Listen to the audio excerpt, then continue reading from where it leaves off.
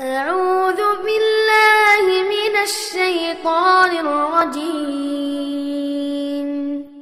بسم الله الرحمن الرحيم.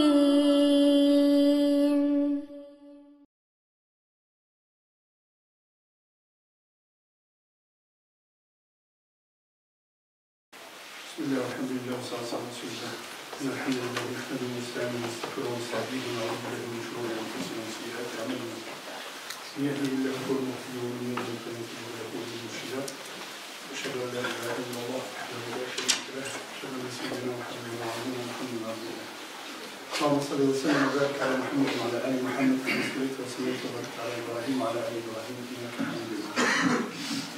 أول محمد تحية الإسلام تحية الإسلام السلام عليكم ورحمة الله تعالى وبركاته. سبحانك لا علم لنا إلا ما علمتنا إنك أنت العليم الحكيم.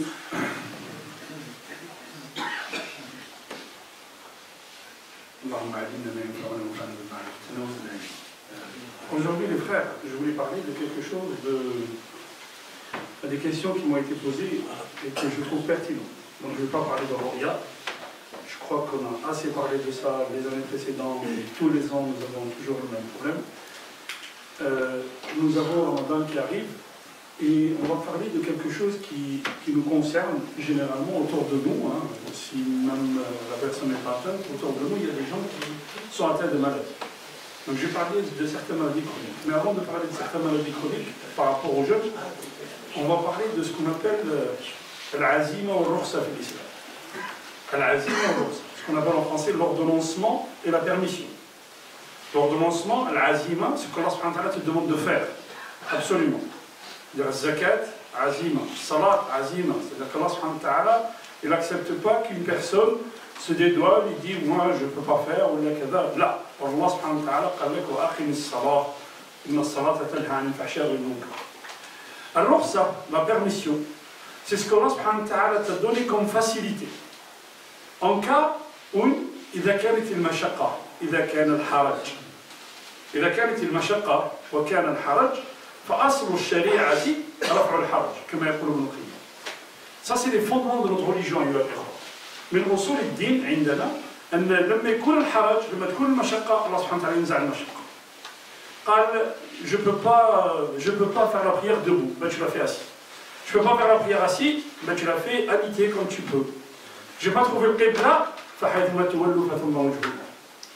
المشقة أين المشقة؟ الإكراه مشقة. Quand on te force à faire quelque chose, هذه مشقة. السفر مشقة. السفر في ذاته, même si tu dis je vais prendre l'avion, je vais mettre 1 heure de vol, et l'avion c'est un Boeing 747 ou je sais pas, ou 701, tu dis c'est un Boeing, il y a toutes les modalités. Non, الشارع, Allah subhanahu wa ta'ala considère le voyage مشقة. Pourquoi? Parce que le voyage, il change tes habitudes. Le fait de voyager, tu changes d'habitude. Si tu vas par exemple jusqu'à Paris, tu vas me dire je vais faire 3 heures de TGV. D'accord. Mais tu n'es pas chez toi, tu es à l'hôtel, tu es chez les gens, voilà. Donc même si tu fais 1 heure de vol, c'est le cas que tu fais 1 heure de vol, Allah subhanahu wa ta'ala abaha laka an tuftir. لازم الإنسان يديرها في باله مليح. الرسول صلى الله عليه وسلم ils étaient en voyage, bon, le prophète il a fait les deux. C'était en voyage, كانوا في سفر. فأفطر كانت المشقة فأفطر وأمر بالفطر. Le prophète صلى الله عليه وسلم أفطر, c'est-à-dire il a mangé et il a demandé aux gens de manger. Ok? جاءه جماعة قالوا يا رسول الله فينا جماعة لم يفطروا بقوا على صيامهم على صومهم. قال أولئك هم العصاة أولئك هم العصاة أولئك هم العصاة. Il a répété 3 fois. Ceux-là ils ont désobéi, ceux-là ils ont désobéi, ceux-là ils ont désobéi. 3 fois. Ok. De quoi je vais parler aujourd'hui? Soukari, le diabète. On a fait une étude. En fait, on a fait un séminaire cette semaine avec des médecins. Et il y a eu une discussion sur justement le soukari, sur le diabète. Et on a fait une étude qui date de 2002, je crois, ou 2003, qui a considéré une vingtaine de pays musulmans. Et on a pris 13 000 cas de diabète. Et on a remarqué que 63% des diabétiques, 63%, c'est énorme, hein, font le jeûne dans les pays musulmans. Okay? Or, le diabète, le diabète, regardez ce que disent l'atibba muslimin, c'est-à-dire c'est un médecin musulman qui vous dit ça, et nous avons autour de nous des gens qui sont atteints de cette maladie. Alors il y a deux types de diabète. Le diabète insulinodépendant, la piqûre, et le diabète où il prend les cachets. L'insulinodépendant, la yasoum. Sinon, il se jette, Allah subhanahu wa ta'ala la yuridu al-fasad. Allah subhanahu wa ta'ala la yuhibbu al-fasad. Et quand on fait les fondements de jurisprudence, au sol le faire, on commence par les gradations de règles. Le wajib wa shinhuma, les gradations de règles, l'ahkam al-khams, al-wajibu, wal-mandubu, wal-mubahu, wal-makruhu, wal-haram. الواجب والمندوب والمباح والمكروه والحرام. هذول أي عمل, n'importe quoi ce que tu fais, أيها الإنسان, أيها العبد المسلم, ça répond à ces 5 critères. يعني الصلاة واجبة. زيارة الرحم هذا مندوب. C'est une recommandation. Si tu vas rendre visite, c'est une recommandation. Marcher dans la rue, هذا مباح. OK? إسراف الماء في الوضوء هذا مكروه. شرب الخمر حرام. OK. لكن العلماء يقول لك الواجب قد يصبح حراما والحرام قد يصبح واجبا. Dans quel cas الواجب قد يصبح حراما. الواجب صوم رمضان. صوم رمضان واجب. الرسول صلى الله عليه وسلم يقول من أفطر يوما في رمضان, celui qui ne jeûne pas un jour dans Ramadan. لم يرده صيام الدهر. يعني même si la personne va jeûner toute sa vie, elle ne pourra pas contenir le fait qu'elle n'a pas jeûné ce jour-là. لكن من الضروريات الخمس حفظ النفس. Parmi les règles, les nécessités de l'islam, c'est la protection de la vie. Or, si quelqu'un il est diabétique, et comme disent les médecins, il a fait une hypoglycémie sévère. Moi, je veux dire l'hypoglycémie sévère. Je ne sais pas si le frère, vous devez connaître le gramme de sucre dans le sang. Il est situé, la normale, c'est entre 0,80 et 1,20, je crois. C'est ça, 0,81. Donc, entre ces deux-là. Si le sucre descend à 0,60 grammes de molécules, de grammes de sucre dans une molécule de sang, moins de 0,60, tu peux aller dans le coma. La personne peut aller dans le coma.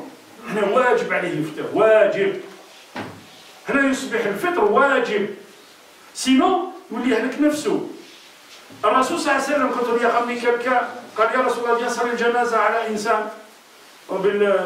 Je rappelle, il y a une janaza, nous avons une janaza après salat al-Jumu'ah, Inch'Allah, c'est une femme. Nous l'avons بالخير Inch'Allah, وبالمغفرة Inch'Allah. Le frère il est avec nous, c'est sa mère qui décide. Ok. Donc je disais le frère, regardez ce que disent les médecins. Avec un diabétique, surtout un diabétique qui doit consulter sa glycémie minimum 4 fois par jour. Minimum 4 fois par jour. Hein? يعني بعد السحور, à midi, le soir, même si tu as 10 minutes de l'adhan, et tu trouves que le sucre est à 0,60 par exemple, tu risques une hypoglycémie sévère. Je connais une hypoglycémie. Le cerveau, il ne fonctionne que par le sucre. Si le sucre n'arrive pas au cerveau, tu peux aller au coma. Tu peux aller dans un état comateux. وهذا لا يجوز شرعا. الإنسان يقتل نفسه. لا يجوز شرعا. الرسول صلى الله عليه وسلم جابوا له جنازة قال أتدرون كيف مات؟ comment il est mort? قال يا رسول الله قتل نفسه. Il s'est suicidé. بس il s'est arrêté. قال له أتدري ما تقول؟ Tu sais ce que tu es en train de dire? قال له نعم يا رسول الله. أشهد؟ قال له نعم قتل نفسه. قال صلوا على أخيكم. وحكمه إلى الله. الإنسان لا يلعبش sur ces choses comme ça, il ne joue pas. Donc avec l'insulinodépendant, ok. Alors, on va parler des effets du jeûne, on en a déjà parlé les années précédentes, mais on va parler des effets du jeûne sur le cœur. C'est très bénéfique sur la circulation sanguine, sur l'estomac, surtout hein, les effets du jeûne. L'insan il tue toutes les toxines. On va en reparler, Inch'Allah. On va expliquer certaines choses. Donc on a ceux qui mangent la crasse, ceux qui mangent les cachets, hein, les comprimés. Pareil. Et quand les médecins musulmans, je vous dis, celui qui a fait une hypoglycémie il y a moins de 3 mois, il faut qu'il se mesure. S'il peut jeûner, marhaba, laquelle il mesure. Si la glycémie est descendue, là il y a son. هذه رخصة من الله يا الإخوة. هذه رخصة عطاها الله سبحانه وتعالى للمريض. ها؟ بون كاين علماء اللي قال لك جو vous ai raconté l'histoire de Mousserine un jour il est sorti كان مريض من أسبوع قال اليوم لا أصوم aujourd'hui je ne jeûne pas. قال ولما يا إمام؟ قال أنا مريض من أسبوع. قال كيف أنا مريض من أسبوع؟ فأخذ بعموم اللفظ. قال الله سبحانه وتعالى قال من كان منكم مريضا. Celui qui était d'entre vous est malade. قال ما خصصش الله سبحانه وتعالى. Il n'est pas spécifié dans le texte que je معناه مريض. إذا المريض, je peux être différent, moi et toi, on peut être différent devant l'état de maladie. Une grippe peut mettre au lit quelqu'un et l'autre il peut avoir une santé ou même la grippe il va travailler. Donc il n'est pas pareil. لكن جمهور العلماء قال لك المرض هو الذي يعني يأثر على الإنسان. Celui qui bloque la personne et qui vraiment l'atteint vraiment. La femme enceinte, surtout si elle est diabétique, là t'assaut. Parce que non seulement تضر نفسها والجنين et le fœtus aussi. Ok? Donc les mesures que nous ont données les médecins, il y a des fois, moins de 0,60 ou la plus de 3 grammes, plus de 3 grammes dans le sang, notre sang. Et ce qui est le plus difficile pour un diabétique pendant le ramadan, c'est ce qu'on appelle la courbe sinusoïdale. C'est-à-dire il monte à 3 grammes et après il descend à 60. Ah là c'est très dangereux pour lui. Hein? Pourquoi? Parce qu'il a un foie malade, parce qu'il a un métabolisme, il est malade. L'insan, le glucogène, le foie, il va fabriquer avec le sucre. Quand le sucre il monte, l'insuline qui est fabriquée par le pancréas, il va réguler. Donc il reste un taux normal dans le sang tout le temps. Or, le mari, celui qui son foie fonctionne mal et son pancréas fonctionne mal. Donc il peut monter très haut, il peut descendre très bas. Et c'est très dangereux أيها الإخوة. والله سبحانه وتعالى لا يحب الفساد. لو قلنا أن الواجب ممكن أن يعود حرام والحرام ممكن يولي واجب. يعني أكل الميتة في حالة ضرورة تصبح واجبة نعم. والضرورة تقدر بقدرها. La nécessité se mesure à sa juste mesure. On reviendra sur ça, et je discuterai avec les gens spécifiquement du séminaire qu'on a eu avec les médecins. On peut faire un petit rappel, on l'écrit, on le met sur le tableau, comme ça les gens ils sauront de quoi répondre. L'islam, c'est quoi? L'islam minhaj hayat. L'islam ma ja'ala alaykum fi ad-din min haraj. L'islam minhaj hayat, c'est un mode de vie. Okay? Et le mode de vie, il englobe toute notre vie. أقول قولي هذا واستغفر الله لي ولكم استغفروه يغفر لكم إنه هو الغفور الرحيم. سبحانك اللهم وبحمدك أشهد أن لا إله إلا أنت أستغفرك وأتوب إليك. سبحان ربك رب العزة عما يصفون وسلام على المرسلين والحمد لله رب العالمين ولا الصلاة. إن الحمد لله نحمده ونستعينه ونستغفره ونستهديه ونعوذ بالله من شرور أنفسنا وسيئات أعمالنا.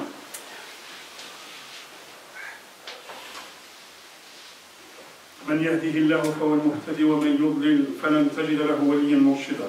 واشهد ان لا اله الا الله وحده لا شريك له واشهد ان سيدنا وحبيبنا وعظيمنا محمد بن عبد الله خاتم الانبياء والمرسلين. اللهم صل وسلم وبارك على محمد وعلى ال محمد كما صليت وسلمت وباركت على ابراهيم وعلى ال ابراهيم انك حميد مجيد. صلوا على رسول الله ونحن في يوم الجمعه ونحن نستقبل شهر رمضان. يقول الله سبحانه وتعالى في محكم تنزيله الذين قالوا ربنا الله ثم استقاموا وتنزل عليهم الملائكة ألا تخافوا ولا تحزنوا وأبشروا بالجنة التي كنتم توعدون نحن أولياؤكم في الحياة الدنيا وفي الآخرة ولكم فيها ما تشتهي أنفسكم ولكم فيها ما تدعون نزلا من غفور رحيم. ومن أحسن قولا ممن دعا إلى الله وعمل صالحا وقال إنني من المسلمين. ولا تستوي الحسنة ولا السيئة ادفع بالتي هي أحسن فإذا الذي بينك وبينه عداوة كأنه ولي حميم. ومن أحسن قولا ممن دعا إلى الله وعمل صالحا وقال إنني من المسلمين. Quelle est meilleure parole? ومن أحسن قولا ممن دعا, celui qui appelle à Allah, meilleure parole, celui qui appelle à Allah, وعمل صالحا, il a fait une bonne action et il a dit je suis parmi les musulmans. قال العلماء inverser الآية. Première chose que les gens voient en nous, première chose, ils voient que nous sommes musulmans. Ok? S'ils voient que je suis musulman, je dois dire de bonnes paroles. Et c'est la bonne parole qui va faire que j'appelle à Allah subhanahu wa ta'ala. Les gens nous regardent, les gens qui ne sont pas musulmans, ils vont nous regarder. On va leur dire, regardez, le mois du jeûne, machallah, le jeûne, c'est bon pour la santé, les effets du jeûne. Ok, d'accord, tu regardes. Mais le mois du jeûne, en tant que musulman, on dort. Mais le mois du jeûne, en tant que musulman, on vide les étals. On dirait que c'est la 3e guerre mondiale qui va arriver. Vous allez au marché aux puces, la veille du ramadan, les étals sont vides. À 5 heures, tout est vide. Mais qu'est-ce qui se passe? Allah subhanahu wa ta'ala qal shahr as-siyam. Qal shahr as-siyam. Le mois du ramadan, c'est shahr as-siyam. لماذا الله سبحانه وتعالى فرض علينا الصيام؟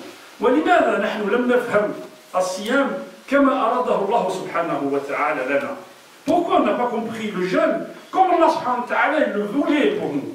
Pourquoi nous avons fait du mois du jeûne juste un mois, le mois de Maïda, le mois de l'estomac? Ok? Le frère il me dit, Wallah, l'imam Salah bin al-Isha, dans une mosquée, Salah bin al-Isha, qara en tout et pour tout ayatayn. Mais elles étaient longues, effectivement. Le frère il me dit, Subhanallah, qara bin al-Baqara, le Baqara fi batnak, le Baqara est dans ton ventre. Tu as trop mangé, frère. Le Baqara, c'est pas dans la lecture.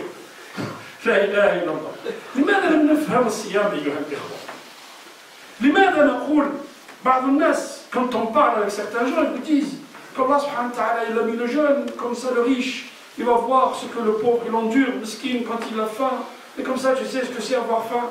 Yani on a mis le ramadan, le siyam, on a mis le jeûne juste dans l'estomac أيها الإخوة. Regardez, l'imam Ibn al-Qayyim nous dit الصيام الصيام عبادة الأحرار. الصيام, le jeûne, c'est l'adoration de qui? Des gens qui sont libres. Libres de quoi, أيها الإخوة? Libre de quoi? Libre min shahwat al-nafs. Je suis libre de mes envies. J'arrive à contenir mes envies et mes passions. J'arrive à contenir ma langue. J'arrive à contenir ma vue. J'arrive à contenir, toutes mes passions sur les autres. Le fait de faire ça, qu'est-ce que je me donne? Je me donne une liberté à moi-même. Il donne l'exemple. L'exemple, c'est quoi? Regardez, quand Allah subhanahu wa ta'ala fait le Coran, il nous demande, celui qui a tué un musulman, celui qui a tué un mu'min, khata, d'une manière, il a fait une erreur, par erreur. Qu'est-ce qu'il fait? La première chose, c'est quoi? Tahrir al-raqaba. Il doit libérer de l'esclavage un musulman ou un être humain de l'esclavage. Qu'est-ce qu'il doit faire s'il ne trouve pas? La deuxième chose, celui qui dit à sa femme, toi tu es comme le dos de ma mère. Qu'est-ce qu'il doit faire pour revenir à sa femme? Il doit libérer un esclave. S'il ne trouve pas, qu'est-ce qu'il fait? Il doit jeûner 2 mois consécutifs avant qu'il puisse la toucher. Et la troisième chose, c'est quoi? Al-yamin. Quand quelqu'un fait un serment, il ne tient pas son serment. Qu'est-ce qu'il doit faire? Libérer un esclave. Et s'il ne trouve pas, bien sûr, il doit nourrir ou il doit vêtir 10 pauvres. Mais s'il ne trouve pas, ils sont 3 jours. Vous avez remarqué, qu'Allah subhanahu wa ta'ala, il a lié le jeûne à quoi? À la libération d'esclaves. Soit tu libères quelqu'un de l'esclavage, soit tu te libères toi-même de tes passions et de tes erreurs. Tu libères ton âme, tu élèves ton âme vers Allah subhanahu wa ta'ala. Et c'est ça, Siyam. Siyam, c'est une adoration intérieure. C'est une adoration que personne ne voit. Seulement Allah subhanahu wa ta'ala. Si on peut la contenir, si on peut connaître la valeur de Siyam, c'est une libération pour notre âme. Pourquoi? Pour l'année qui va venir. Siyam madrasa. Le Ramadan madrasa, qui te permet de savoir, qui te permet de connaître tes capacités, frère.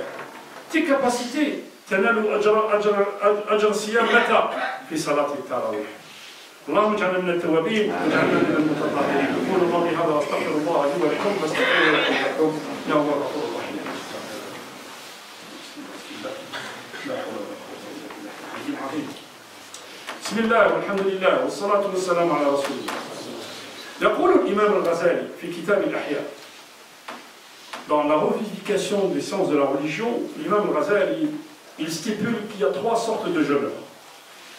Siyam al-awam, wa siyam al-khawas, wa siyam al-khawas al-khawas.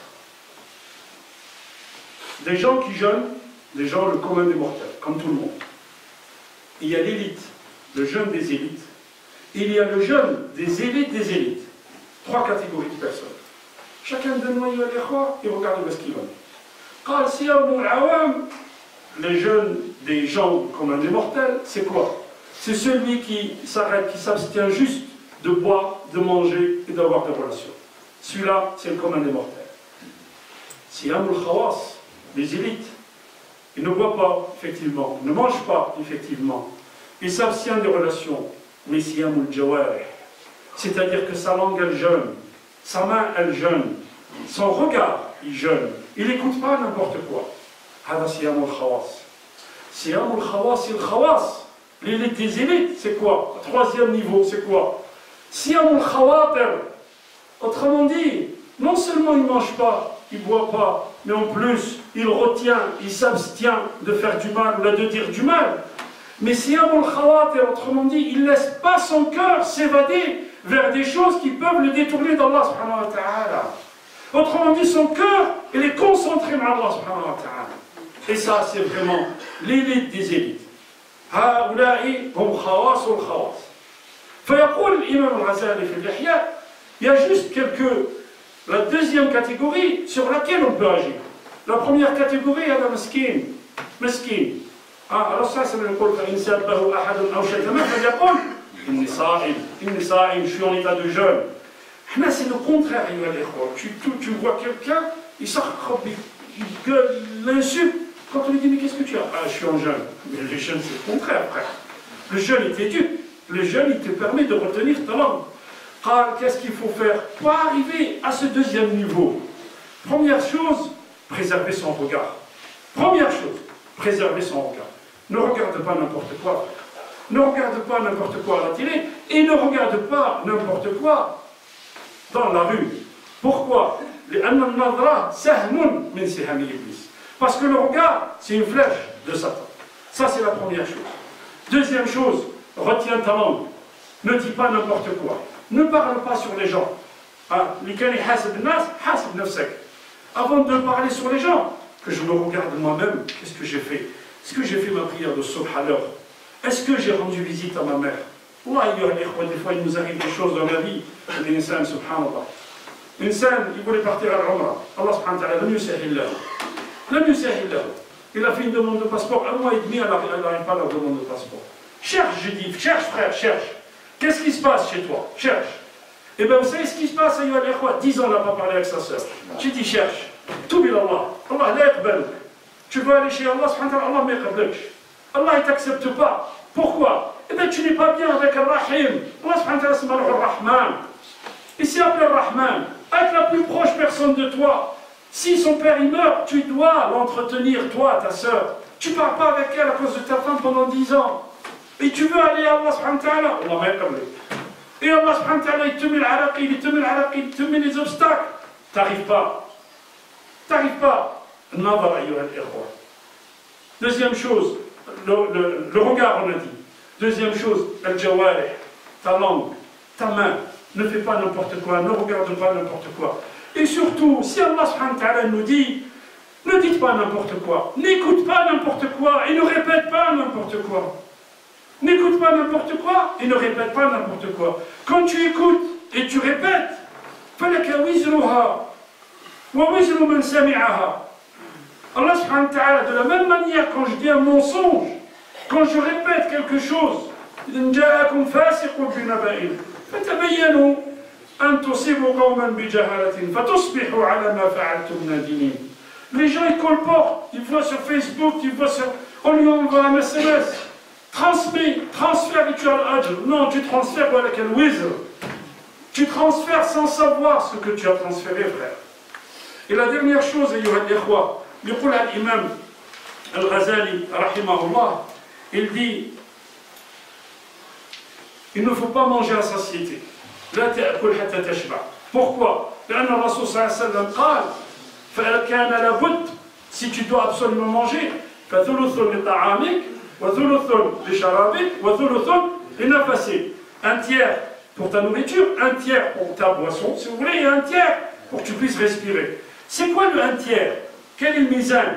Quel est l'outil qui nous dit, qui nous donne, comment on peut savoir que j'ai atteint le un tiers? C'est-à-dire que tu te lèves de table, tu as encore envie de manger. Et là, tu as mangé le un tiers, effectivement.